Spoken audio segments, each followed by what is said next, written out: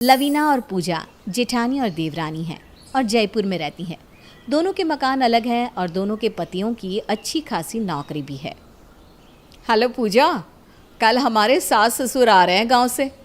मैं सोच रही थी कुछ दिन तेरे घर उन्हें रुकाएंगे और कुछ दिन मेरे घर, ठीक है ना? हाँ भाभी, इस तरह से वो दोनों परिवार के साथ भी रह लेंगी। मैंने तो उनके आने की तैयारी भी कर ली है। हाँ, साल में एक दो बार ही तो आते हैं हमारे पास। मैं भी लड्डू बना रही हूँ जो बापूजी को पसंद है। मैंने भी उनके लिए स्पेशल मिठाई मंगवा ली है। ठीक है ठीक है, तो कल तुम भी यहाँ आ जाना, सब मिलकर उनका स्वागत करेंगे। माणिकलाल और शांता साल में एक दो बार अपनी दोनों बहुओं के घर आते थे। कुछ दिन वहाँ रुकते और वापस अपने गांव चले जाते। इस बार भी वो गर्मियों की छुट्टियों के लिए अपने बहुओं के घर आए थे। अरे लवीना बहू, ये ले, ये सब तेरे लिए है और ये तेरे लिए पूजा बहू। अरे बापूजी, आप जब आते हैं इतना सब ले आते हैं, इसकी क्या ज़रूरत है? हाँ बापूजी, हम तो आपके आने से ही खुश हो जाते हैं। हाँ, लवीना तो कितने दिनों से आपके आने की तैयारी कर रही थी माँ। और पूजा ने भी कितनी सारी मिठाई और फल मंगवा के रखे हैं। कह रही थी माँ को ये पसंद है, बापूजी ये खाते हैं। मैं तो बहुत ही भाग्यशाली हूँ जो मुझे ऐसी प्यारी बहुएं मिली है। ये सोने की बलियाँ मेरी तरफ से तुम दोनों के लिए। अरे माँ जी, ये तो बहुत सुंदर है। आप हर बार हमारे लिए कोई ना कोई उपहार ले आती हैं। हाँ, आप जैसी सास सबको मिले माँ जी। शांता को इस बात की बहुत खुशी थी कि उसकी बहू और बेटे बहुत अच्छे हैं और उनकी बहुत सेवा भी करते हैं। पर माणिकलाल काफ़ी दूर की सोचने वाला इंसान था। उसे दुनियादारी का ज़्यादा अनुभव था, इसलिए वो किसी पर भी आंख बंद करके विश्वास नहीं करता था। आप तो किसी पर विश्वास नहीं करते, कम से कम अपने बेटे बहुओं पर तो कर लीजिए। कितने गुणी हैं चारों, हमारा कितना ख्याल रखते हैं, हमारी परवाह करते हैं। आजकल कहाँ मिलते हैं ऐसे बहू बेटे। तुम बहुत भोली हो शांता। हम बस साल में यहाँ एक दो बार आते हैं, इसलिए हमें ये इतना पूछते हैं। अगर हम इनके साथ यहाँ रह रहे होते तब हमें पता चलता इनका असली चेहरा। फिर वही आपकी शक करने की आदत। अरे आप कब समझेंगे कि वो हमारा ही खून है, हमारे ही बच्चे हैं? कैसे साबित करें कि वो सच में हमें प्यार करते हैं? अगर ऐसी बात है तो हम उनकी परीक्षा ले लेते हैं। कहो, तुम्हें मंजूर है? मुझे अपने बहू बेटे पर पूरा विश्वास है।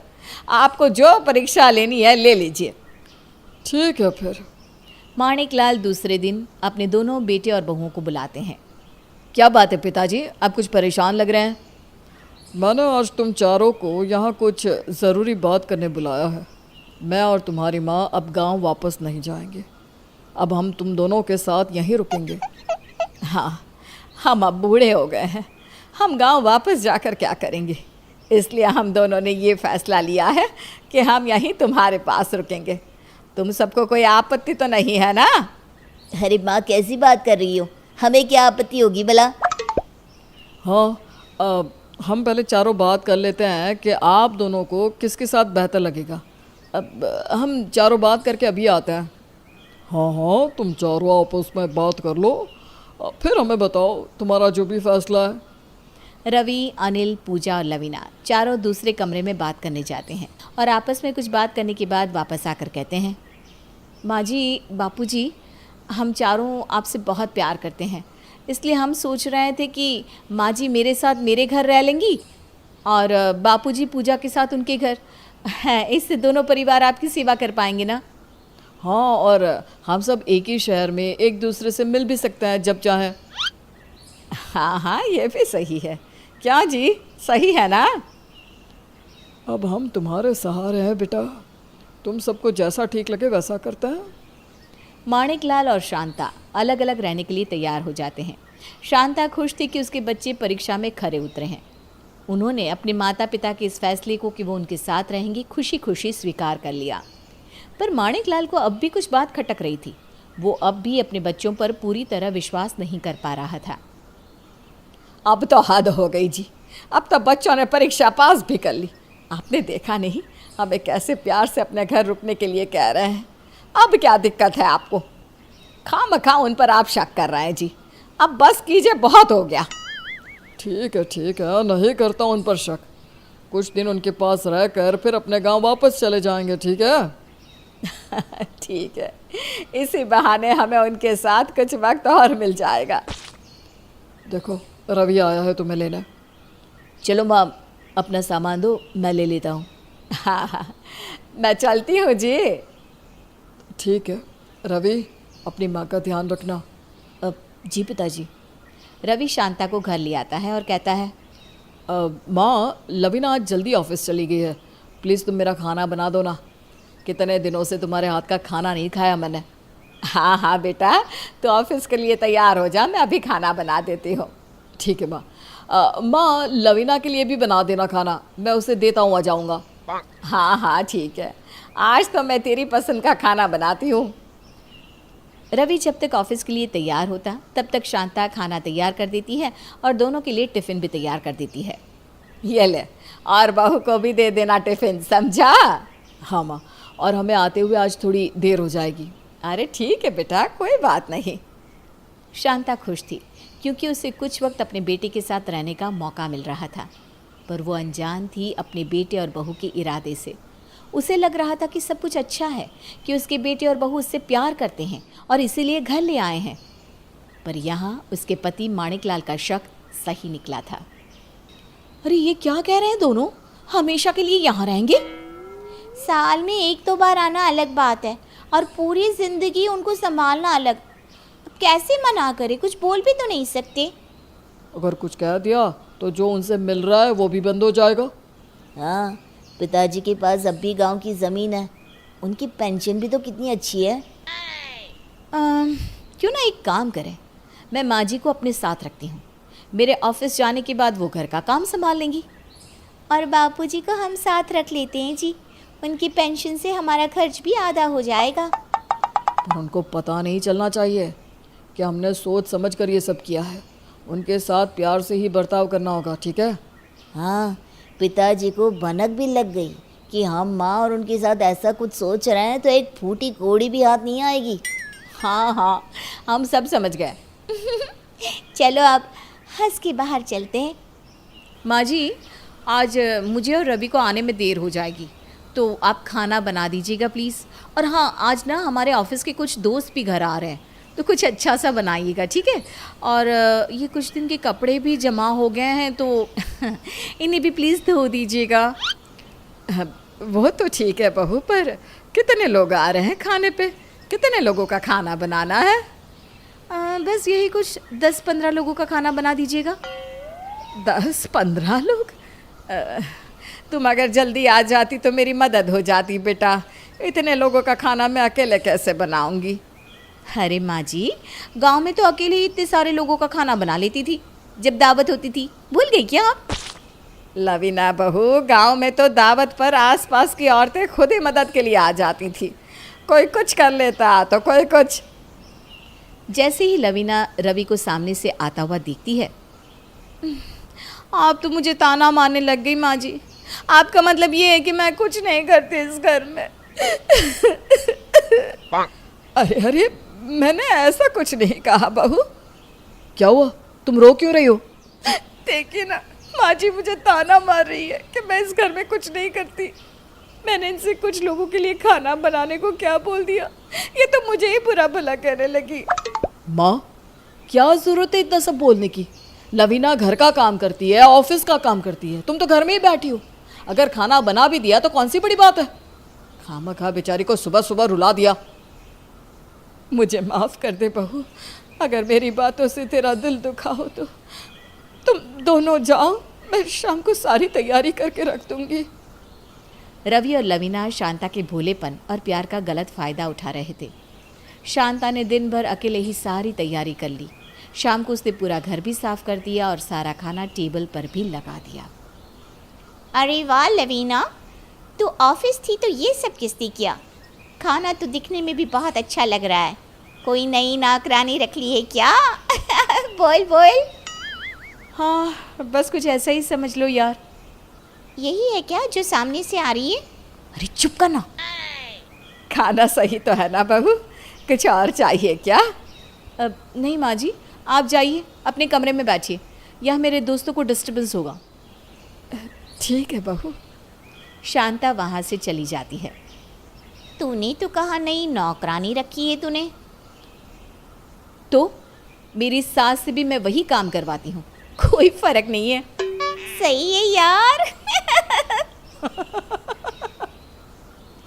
यहाँ एक तरफ लवीना अपनी सास को नौकरानी की तरह यूज़ कर रही थी, तो दूसरी तरफ पूजा अपने ससुर को एटीएम की तरह। बापूजी, मेरा एक पार्सल आया है, कुछ पैसे दे दीजिए ना आप।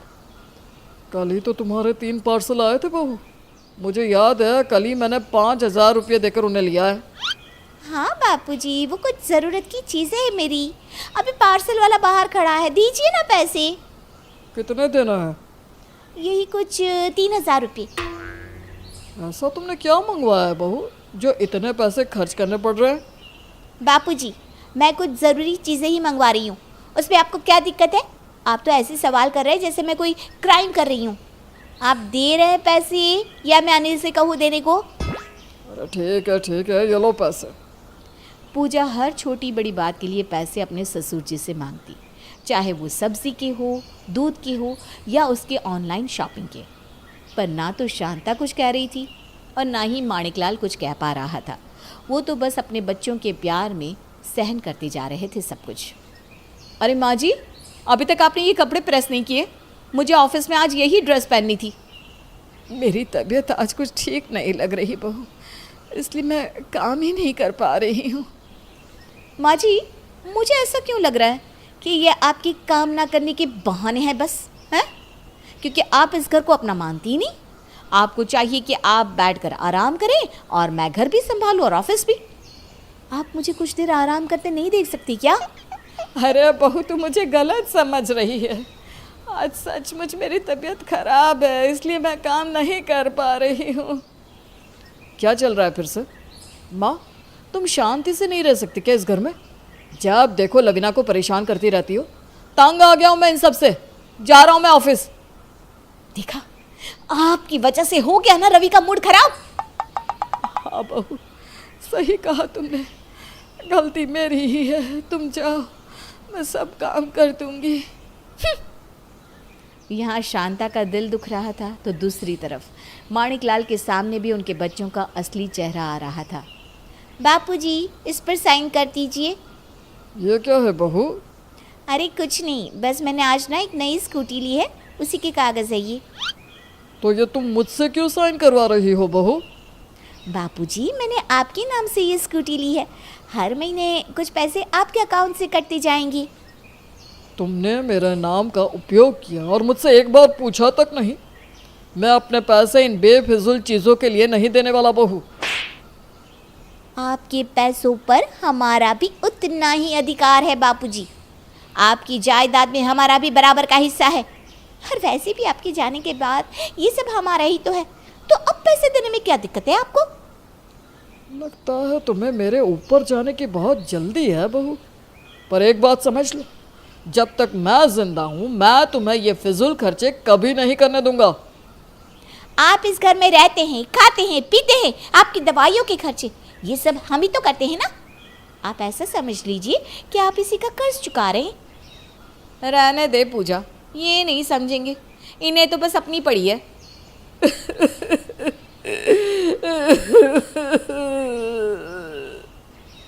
जिन बच्चों को हमने अपना खून देकर पाला है, वो आज हमसे अपने घर में रहने का हिसाब मांग रहे हैं। शांता, आपने सही कहा था जी कि इनके असली रंग जल्दी सामने आ जाएंगे। मैं तुम सबको कुछ नहीं कहना चाहता, ये फैसला हम वक्त पर छोड़ते हैं। जब तुम्हारे बच्चे तुम सबके साथ यही बर्ताव करेंगे, तब तुम्हें एहसास होगा कि हमारे दिल पर इस वक्त क्या गुजरी होगी। माँ बाप बच्चों को कभी बद्दुआ नहीं दे सकते, इसलिए तुम सब खुश रहो। पर अब हम यहाँ नहीं रुकेंगे, चलिए जी वापस गांव चलते हैं। माणिकलाल और शांता फिर से अपने गांव जाते हैं। माणिकलाल ने अपनी जायदाद से अपने बच्चों को बेदखल कर दिया और अपनी सारी ज़मीन और प्रॉपर्टी वृद्धाश्रम के नाम कर दी। कहते हैं माँ बाप में ईश्वर का वास होता है, उनके दिल को दुखाना मतलब ईश्वर को नाराज़ करना होता है। ऐसे बच्चे ज़िंदगी में कभी खुश नहीं रह पाते जो अपने माँ बाप को रुलाते हैं। कोशिश करें कि उस ईश्वर से पहले माँ बाप को प्रसन्न करें। यूं तो आपने देवरानी जेठानी को कई बार रसोई में एक साथ काम करते हुए देखा होगा, साथ ही उनकी लड़ाई भी। पर निर्मला के घर में कुछ उल्टा ही था। यहाँ दोनों सास बहू हर समय लड़ती थी। वैसे तो बहू का नाम था शांति, पर उसके अंदर शांति नाम की चीज़ ही नहीं थी। तो वहीं निर्मला भी अपनी बहू से कुछ कम नहीं थी। ऐसे ही एक दिन राहुल ऑफिस जाने के लिए लेट हो रहा होता है और वहीं दूसरी ओर रसोई में आप खुद देख लीजिए। माँ जी, मैंने आपको कितनी बार बोला है ना कि सुबह का नाश्ता आप नहीं बनाएंगी। अगर आपको सुबह का खाना बनाने का इतना ही शौक है तो आप मेरे किचन से जाने के बाद खाना बनाया करिए। क्या रे, तो कहीं के प्रधानमंत्री है जो इस घर में तेरी ही बात चलेगी? तेरे आने से पहले मैं अपने बेटे को अपने हाथ का खाना खिलाती थी। जब से तू आई है तब से अपनी अमीरपंती झाड़ती रहती है। मैं अमीर हूँ इसलिए अमीरपंती झाड़ती हूँ, आपकी तरह नहीं जो सीने पर पैसे लाद कर ऊपर भगवान के पास ले जाने की सोचती रहूं। तेरे माता पिता ने तेरा नाम तो शांति रख दिया, पर वो तुझे शांति का मतलब सिखाना भूल गए।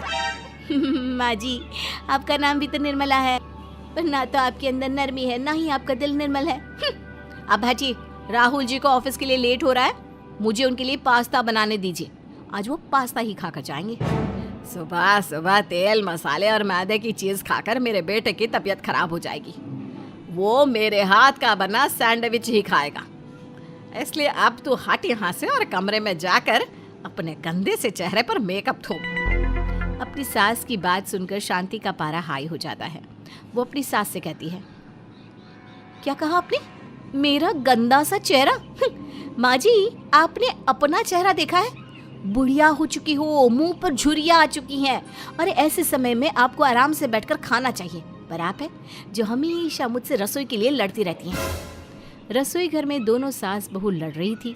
राहुल डाइनिंग टेबल पर बैठकर अपने नाश्ते का इंतज़ार कर रहा था, पर जब 8:30 बजे तक नाश्ता नहीं मिलता और रसोई से चिल्लाने की आवाज़ आती है तो राहुल ऑफिस ना जाकर रसोई में जाता है, जहां वो हमेशा की तरह सास बहू के बीच रसोई में खाना बनाने के लिए लड़ाई होते देखता है।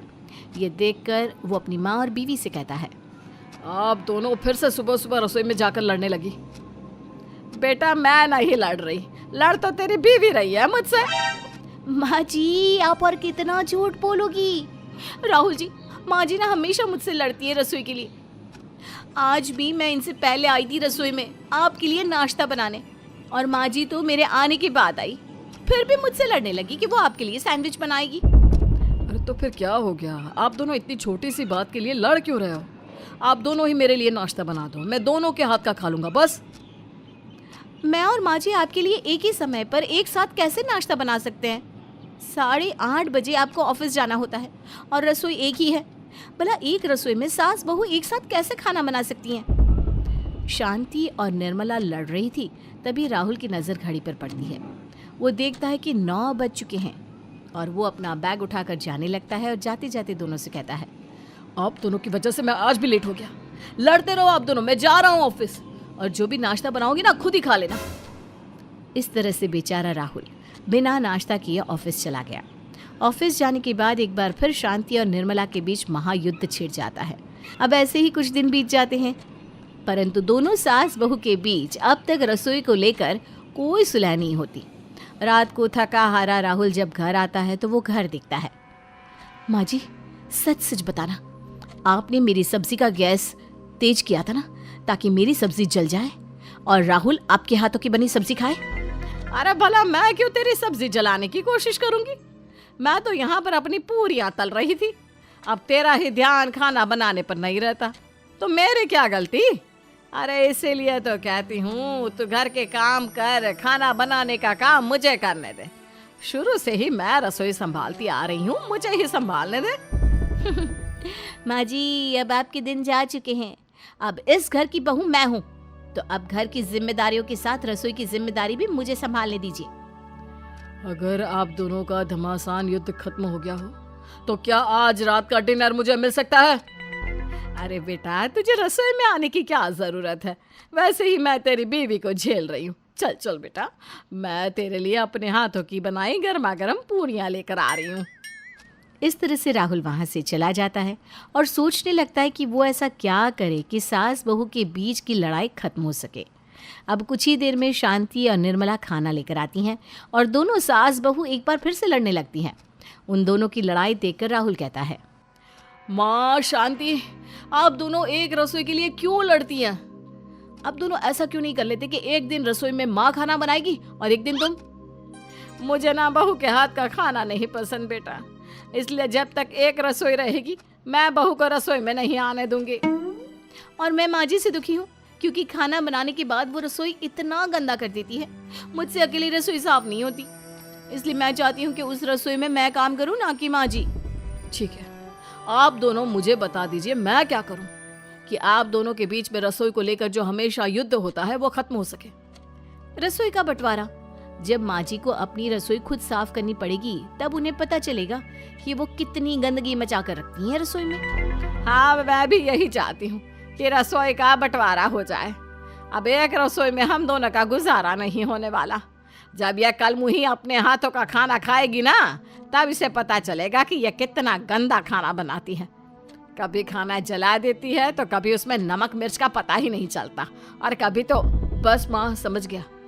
अब मैं आप दोनों की रसोई अलग कर दूंगा, उसके बाद मुझे घर में किसी भी तरह की कोई लड़ाई नहीं चाहिए। इस तरह से बहुत जल्दी राहुल रसोई का बंटवारा कर देता है।